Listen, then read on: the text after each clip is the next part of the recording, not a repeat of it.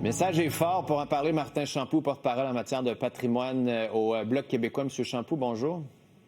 Bonjour, M. Foisy. Vous avez été un Est-ce que je peux commencer par vous dire à quel point j'apprécie le fait que vous ayez pris tout ce temps-là pour bien expliquer, bien vulgariser, bien faire comprendre aux gens la situation que vit la télé en général, qui est un véhicule de culture irremplaçable.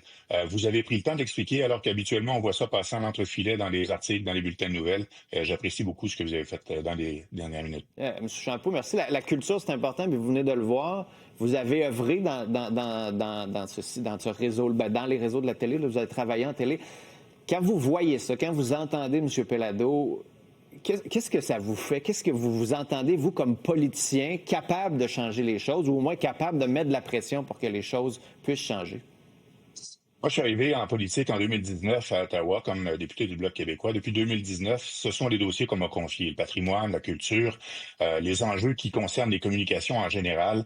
Et depuis 2019, on répète qu'on est déjà en retard de 10, 15, 20 ans sur la réglementation de ce qui est aujourd'hui notre réalité. Les réseaux qui sont envahis par le numérique, c'est un marché qui a été bouleversé au fil des dernières années. Ça ne ressemble pas à ce que ça ressemblait il y a 5 ans, il y a 10 ans, 15 ans, et ça ne ressemble probablement pas à ce que ça va ressembler dans 5 ans et dans 10 ans.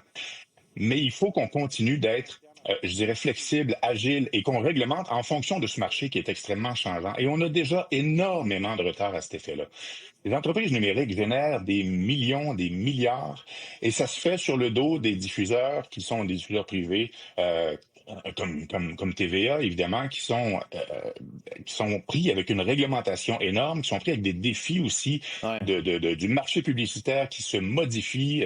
Bref, tout est changé, mais la réglementation, elle, reste handicapante, je dirais, pour les diffuseurs. On est loin de... Tu sais, je me souviens au début du gouvernement libéral, c'était la taxe Netflix, là, puis la TPS sur les abonnements, là, puis c'était le scandale parce qu'on voulait pas le faire, puis qu'on avait eu une entente pour investir.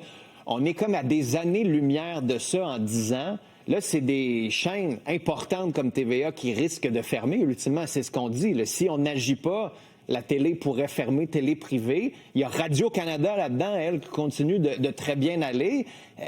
On en parle de ces enjeux-là, on en parle, mais il se passe si peu de choses. Comment ça se fait qu'à Ottawa, on ne se réveille pas au gouvernement puis on n'agit pas plus fort là-dessus?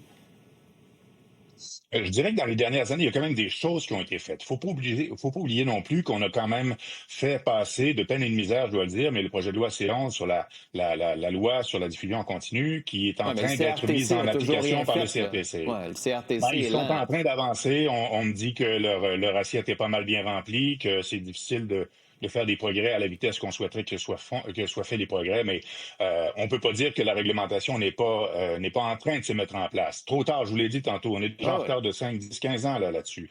Mais il y a quelque chose qui s'est fait dans les dernières années. Il y a quelque chose qui doit continuer à se faire aussi. Je sais que le sujet de CBC Radio-Canada est très, très à la page ces temps-ci. Ça fait l'objet de discussions pendant la campagne électorale, on le sait, puis je sais que M. Pellado a des avis très tranchés là-dessus. Nous, on demande que soit révisé le mandat de CBC Radio-Canada et que cette conversation-là sur qu'est-ce qu'on veut de notre diffuseur public, que cette discussion-là soit ouverte, soit large aussi, que ce ne soit pas des décisions qui se prennent dans un petit bureau dans le coin de gens au cabinet du ministre qui vont décider qu'est-ce qu'on met dans ce mandat-là. Il doit y avoir des discussions, des conversations qui tiennent compte aussi de la réalité du marché de la télévision privée, des diffuseurs privés et évidemment de l'impact qu'ont les réseaux et les entreprises numériques sur notre système. Alors, on a énormément de travail encore devant nous pour faire en sorte qu'on a un marché équitable dans lequel peuvent prospérer les diffuseurs privés comme TVA, qui sont des véhicules de notre culture. La publicité le disait très bien, notre culture passe par notre télé, par la télé que l'on fait chez nous, pas par la télé qu'on écoute qui est faite à l'étranger. On doit se rappeler de ça aussi. Notre culture dépend de ça. Ouais. Martin Champoux, tenez-nous au courant, OK, dès que ça recommence de ce qui se passe sur le terrain à Ottawa, si ça bouge ou si ça bloque, là, tenez-nous au courant. Merci d'avoir été là. Avec grand plaisir. Merci. Au revoir.